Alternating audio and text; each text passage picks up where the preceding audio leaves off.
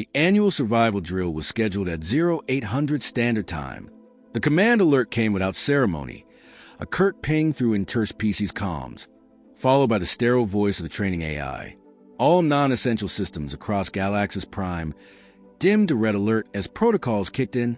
Within moments, groups of different species assembled in designated zones, already dreading the overly familiar routine of simulated emergencies.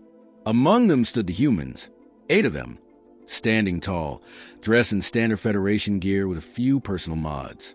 Captain Reyes tightened his gloves and cracked his neck. "Same as last year," he muttered to his second, a sharp-eyed corporal named Vasquez. "If by same you mean boring, then yeah," she replied, grinning. Across the room, insectoid Yulnari adjusted their exosuit regulators. They clicked nervously to one another, glancing toward the humans with a mix of curiosity and concern. Tharn engineers lined the walls, their moist skin glistening under the red lights. Some tried regulating their breathing. Others were already jittery. Most species didn't enjoy the drills. The humans? They treated it like warm-ups before a jog. Commander Calf watched from the observation deck above. The tall, armored Groutish leader noted the humans' relaxed posture with unease. In his species' eyes, confidence in the face of danger signaled irrational behavior. He tapped his comm and sent a private note to the drill AI. "Monitor human team Sector 9. Log for psychological irregularities." Below, the AI voice echoed again, flat and emotionless. "Simulated environmental hazard to commence in T-minus 60 seconds. Participants are not to initiate any action until prompted. This is a controlled test. No real danger is present." "Define no real danger," Vasquez said, popping a piece of gum in her mouth. "Standard Federation legalese," Reyes replied. "Translation, they think we'll panic."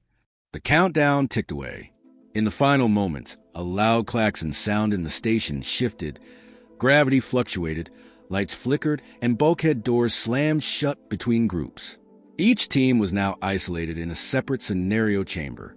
Oxygen levels dropped by 15%. The Yulnari group panicked immediately. One dropped to the ground, claws flailing. Another started screeching over the comms, jamming frequencies. Reyes' group stood motionless for 2 beats. Then, with no visible cue, they moved. Vasquez sealed the vent regulators. Morgan, the squad's tech, slid under the wall panel and began patching the faux short circuit. 2 others swept the room in formation, checking for breaches. Even though they knew it was a simulation, the AI increased pressure. Flames burst from a broken pipe in the corner. Simulated, yes, but real enough to trigger the primal instincts of most species. The Tharn in the adjacent section began pounding on the bulkhead, begging for assistance. Several had already collapsed from stress-induced seizures. Reyes remained calm. "Triage priority. Tharn next door. Vasquez, go manual on door Delta. Kim, get the extinguishers and prep the Tharn evac corridor." "Acknowledged," came the instant replies. Up in the control deck, Calf narrowed his eyes. "They're not panicking," he said aloud, as if trying to convince himself. "They're coordinating," his junior noted. "Sir, they're operating beyond standard training." "Or they've gone rogue," Calf muttered. But deep down, he doubted it. In Sector 9, the humans popped open the manual override on the sealed corridor. Vasquez wedged her boot in the joint and pried it apart just enough for Kim to slide through. Inside the Tharn sector, 3 amphibian engineers were sobbing uncontrollably, convinced their air was running out. "Simulated hypoxia," Kim muttered, recognizing the AI trick. She pulled 2 from the floor and checked their vitals, stabilized through her portable rebreather pack. "You're fine," she said. "Focus on my voice. Look at me. You're not dying." The Tharn barely responded. One started to hyperventilate again, curling tighter. "Vasquez, we need a backboard and restraints. They're crashing on stress response." "Already on it," came the reply. Outside, Reyes was monitoring the vitals on his wrist console. He could see the simulated reactor in their own section spooling up its failure sequence. According to the drill outline, they had less than 7 minutes before full containment breach. He tapped his comm, Morgan, I need a mock bypass on the reactor feed, just enough to trick the AI into logging it as stable. Piece of cake, Morgan replied, sliding a toolkit open with casual speed. In any other crew, orders would come with hesitation or clarification. Among the humans, everything flowed like muscle memory. Meanwhile, the Yulnari failed to form a coherent response plan. One team member had already gone comatose. Another repeatedly issued contradictory commands. Stand still, move out, regroup, isolate. None of the orders stuck. One Yulnari slammed its appendage on the intercom. Assistance! Immediate assistance. We cannot. The line cut out as the AI simulated further fire spread. Kath watched, troubled. This was supposed to be a low-pressure drill. The AI, observing passively, responded, Human team has not breached any parameters. Performance is within allowed margins.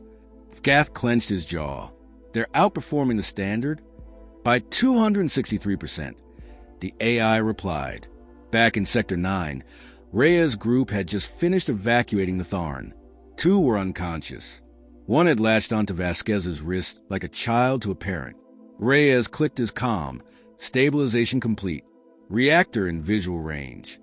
The AI increased wind simulation. Another twist. Gusts howled through the ductwork. Debris whipped past, striking one human in the leg. He went down with a grunt, but waved off help. I'm good. Nothing broken. Confirm later. Reyes said, Move now. They reached the mock reactor, pulsing red with artificial warning lights. Morgan was already interfacing with the panel, fingers flying, bypassing coolant alert, feeding fake readings into AI. Give me 15 seconds. The rest of the team set up a defensive perimeter. Standard Earth military procedure, even in drills. Reyes kept his hand near his sidearm, out of habit. He didn't trust simulations. Too many real-world ops had blurred those lines for him. Done, Morgan said. AI thinks we stabilized it. That should shut down the breach protocol. And it did. Across the section, lights shifted to orange, then to green. The doors unlocked. Reyes tapped his comm, Sector 9 secure. No casualties. 2 alien assists. Returning to main. Silence on the line. Then the AI. Affirmative. Human team performance exceeds operational baseline. Awaiting further instruction. From the deck, Kath leaned back in stunned silence. The humans had finished every objective. They'd done it faster than any species ever recorded, and they hadn't broken a sweat. The moment the doors unlocked, the humans regrouped with mechanical precision. Reyes gave a quick nod, and they advanced out of Sector 9, boots striking the deck in unison. No one spoke unless necessary. Their expressions were calm, focused. The drill wasn't over. They knew it, as if responding to their readiness. The AI escalated the simulation across all sectors. An alarm blared throughout the station. Bulkheads slammed shut again. This time, no warnings. The lights flickered and cut entirely, leaving only backup red luminescence. A voice rang out across the emergency comms. Catastrophic containment breach in progress. Reactor destabilization in Sector 12. Full station evacuation protocol in effect. The Yulnari group, trapped in a smoke-filled corridor, immediately panicked. Their leader screeched into the void, overriding all local frequencies. We cannot see. Atmospheric levels have dropped below survivability, requesting immediate extraction. There was no reply. The AI wanted to see what happened next. Elsewhere, the Tharn engineers were frozen in place, eyes wide, limbs trembling. The temperature had dropped 20 degrees in their compartment. Condensation formed rapidly, and some slipped on the icy floor. One attempted to recalibrate a control panel, but fumbled and smashed it instead. In the control room, Kath watched the chaos unfold. The simulation wasn't dangerous by design, but it had triggered every species' primal response, except for the humans. They're still moving, Kath said, mostly to himself. On the monitors, the human team had split into 2 squads. Reyes led one group towards Sector 12, where the reactor destabilization was staged. The other, under Vasquez, diverted to assist the Yulnari. They moved through darkness with hand signals. Their suits had built-in infrared vision, something most other species didn't think to install for a non-lethal drill. Standard procedure on Earth, where anything could go wrong, anytime, anywhere. In the pitch-black hallway near Sector 11, Vasquez's team reached the panicking Yulnari. Their chittering was frantic, barely coherent. One had collapsed entirely. The other three were scrambling over one another, attempting to escape an invisible threat. Vasquez flipped on a high-beam tactical light, cutting through the smoke. "Listen up," she said, voice clear, clipped. "You're not under threat. This is a drill. Follow my voice. Move toward the light. Stay together." One of the Yulnari hissed, "The breach! It's real!" "I can smell the fusion leak." Vasquez crouched beside it and calmly showed her handheld scanner. "Zero radiation. Zero fusion particles. Your nose is wrong. Move. Now." The Yulnari stared at the scanner, confused. Its limbs twitched. Then it stumbled forward. The others followed, slowly, unsteadily, but they moved. Back at Sector 12, Rhea's team arrived to find the simulated reactor glowing hot red. Warning lights pulsed around it. The temperature was rising, another layer of the AI's stress-inducing sequence. Morgan was already at the panel. Reactor override sequence initiated. AI is making this one harder. "No problem," Rhea said. "Do your job. We'll do ours." Behind him, two humans flanked the reactor, scanning for physical access points. Another watched the ceiling, ever alert for fallen debris or emergency duct collapses, even if fake. On Earth, such vigilance wasn't optional. It was instinct. Reyes keyed into the AI manually. "Give us 5 minutes. We'll stabilize the sector." The AI responded with a new challenge: ventilation system failure. Oxygen levels dropping. The humans didn't flinch. "We trained for Everest," Reyes muttered. "They think this is a challenge?" Morgan cracked a grin as she overrode the ventilation alert with a false pressure patch. In the control deck, the room had fallen silent. Kath watched the humans rescue Yulnari, stabilize reactors, direct cross-species coordination, and do it all without hesitation. "How are they doing this?" a junior officer asked. No panic response. Kath said, "None." "They're immune to fear?" "No, they've just mastered it." Below, Vasquez's team moved the last of the Yulnari into a secure bay. One collapsed from emotional exhaustion. The others were breathing hard, but functional. Vasquez scanned them. "Stable. Transfer complete." "Understood," Reyes said through comms. "We're clear on reactor end." Morgan fed enough dummy data to convince the AI it's resolved. "You want to call it in?" "Not yet. Let's see if it escalates again." The AI didn't disappoint. Station-wide alert. Life support systems offline. All sectors entering lockdown. This was the final phase, a simulation of full system failure. Most species would hit their breaking point here. Kath turned to the AI console. "What are their vitals?" The AI responded, heart rate slightly elevated, breathing within optimal parameters. Cortisol levels steady. Human team within 5% of baseline. No other species registered under 50%. "They're not reacting," the junior officer whispered.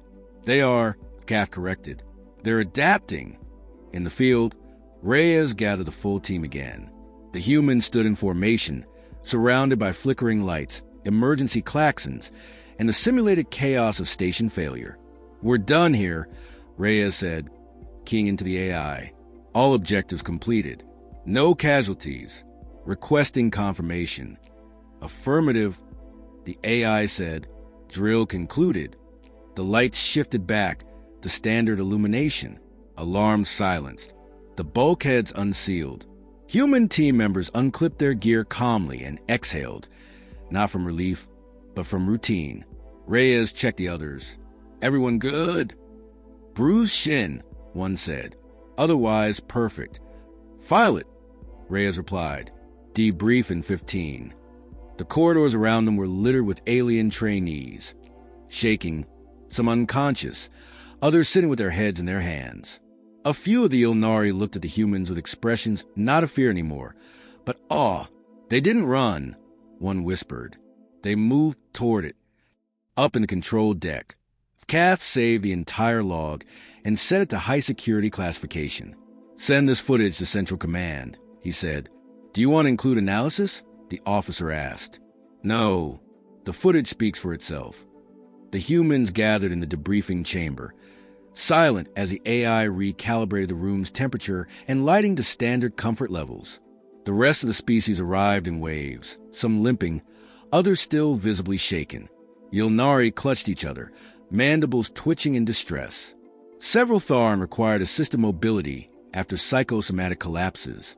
The drill might have been a simulation, but the psychological toll was all too real for everyone, except the humans. Vasquez leaned back against the wall and observed the room. "It's like the end of a horror film," she muttered. "More like interstellar daycare." Morgan added. "Quiet," Reyes said. "Watch the faces.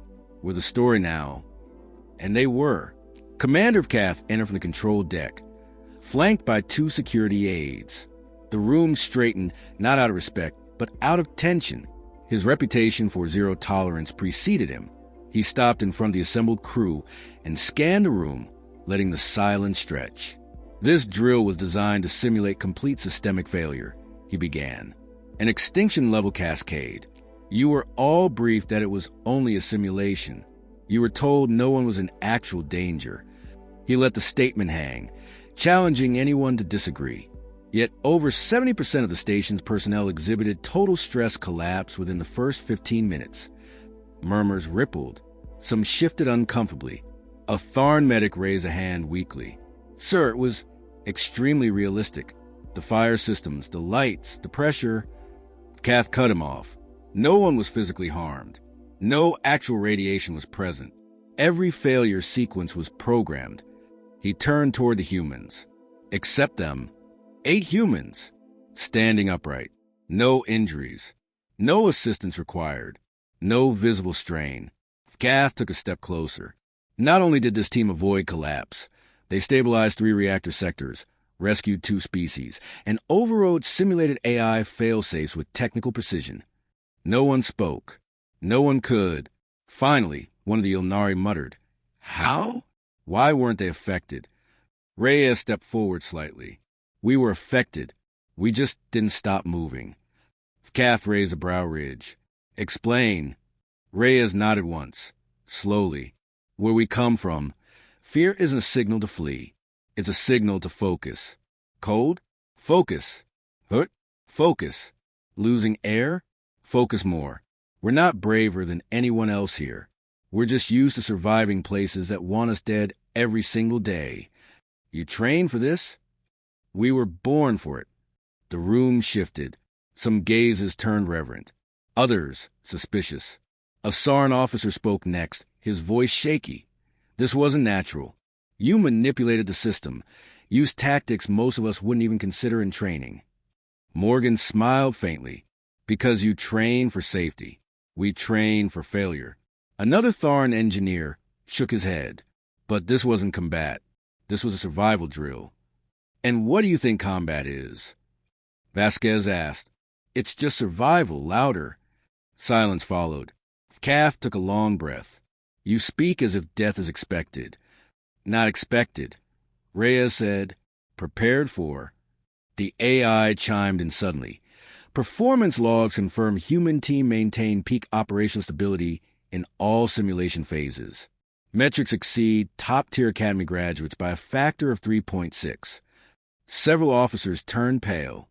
A junior Growltach, bristling, hissed from the back, "Are they even part of this coalition?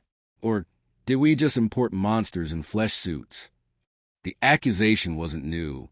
Humanity had heard it before, from other species, from each other. Reyes didn't flinch. "You're not wrong. We are monsters. But we're monsters on your side." The words hit hard. Cass studied them, really studied them. "Is that what you think of yourselves?" Reyes met his eyes. "We don't think in terms like that. We think what needs to be done, who needs to be pulled from fire, what system needs patching before everyone dies." Morgan added, Fear is not the enemy. Freezing is.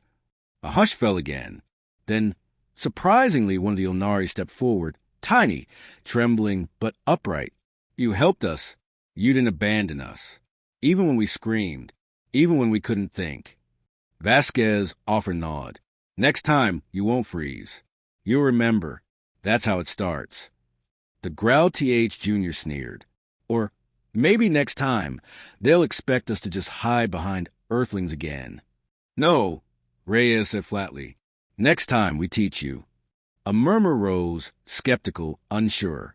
You think we were born this way? Reyes said, we had to learn. Trial by storm. Fire.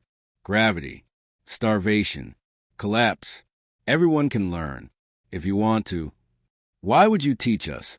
Asarn asked. Because one day, Vasquez said, we might not be there to catch you. The AI's voice interrupted. New training modules uploaded. Human protocols logged as optional simulation enhancement. Approval pending by Galactic Training Council. That snapped everyone's attention. Human protocols? Optional? Kath didn't argue. He stepped aside. Vote, he said simply. A terminal glowed in the center. One by one, officers approached it. Some hesitated. Some didn't. One by one, they logged their approval or denial. The room waited.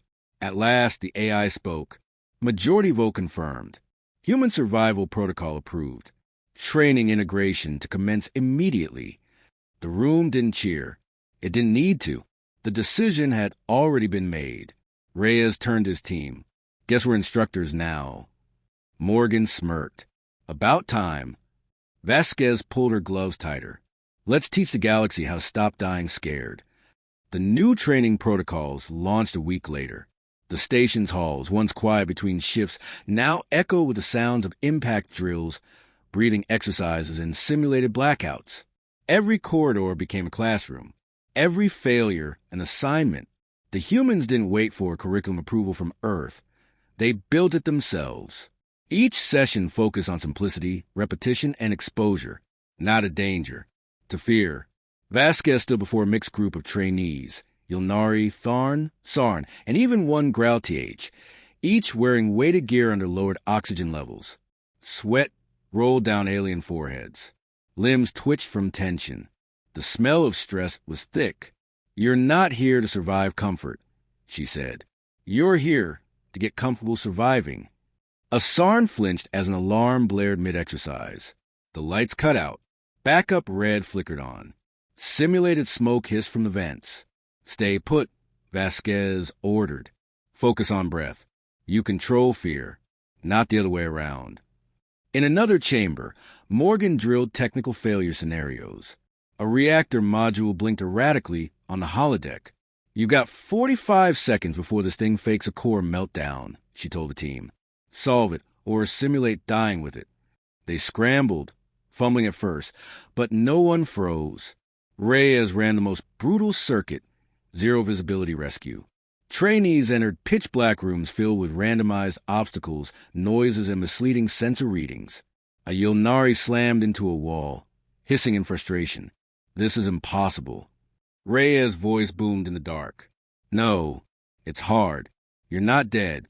Keep going. They did. Each day, the same cycle. Panic, correction, progress. Word spread fast. By week 2, neighboring outposts requested training access. By month's end, half the sector had adopted Deathworld conditioning protocols, named unofficially by a Sarn reporter who filmed herself puking during a zero-gravity blind drill, and later called it the most empowering failure of my life. Some species still resisted. The Growl TA junior officer who'd once mocked the humans now watched the sessions from the edge of the observation deck, never speaking. Until the day came when the AI triggered an unexpected drill, without warning mid-training. No script, no brief, total randomization. The station plunged into lockdown again. Lights died, vents filled with simulated toxin. Pressure dropped. Chaos erupted for about 5 seconds. Then the trainees snapped into motion. The Tharn fell into formation. The Sarn covered vents with emergency seals. Yulnari activated suits while maintaining breath control. No screaming, no flailing. The humans didn't issue orders. They watched. Reyes stood with arms folded as the mixed-species group stabilized the station in just under 7 minutes. After the AI ended the drill, silence fell. Then one of the Yulnari, previously the most skittish of them all, walked up to Reyes and said, "We didn't freeze." Reyes smiled. "No, you didn't." Later, in the council chamber, Kath gave his final report. Integration of human survival protocols has reduced drill panic rates by over 80%. System recovery times have improved by 67%. Response fluidity and initiative taking have doubled across all non-human personnel. A Sarn diplomat asked, "What happens if these humans leave? If they're reassigned?" Kath looked out the window toward the training rings. "They'll leave, eventually, but they'll leave something behind. And that is..." He turned back. A species that doesn't just survive the worst the galaxy throws at it, but one that runs toward it. Back in the training bay, Vasquez watched as a Growl TH trainee finished a pitch-black extraction drill without a single error. The creature stepped out of the chamber, panting, armor scorched from simulated flames. Vasquez nodded. "You didn't stop." "I wanted to," the Growl TH admitted, "every second. But you didn't." "No." She extended a hand. The Growl TH hesitated, then clasped it. "That's the lesson," she said. "We all want to stop. What matters is that you don't." In time, the galaxy would stop calling her the Death World out of fear, and start saying it with respect. Because from that drill forward, the galaxy finally understood.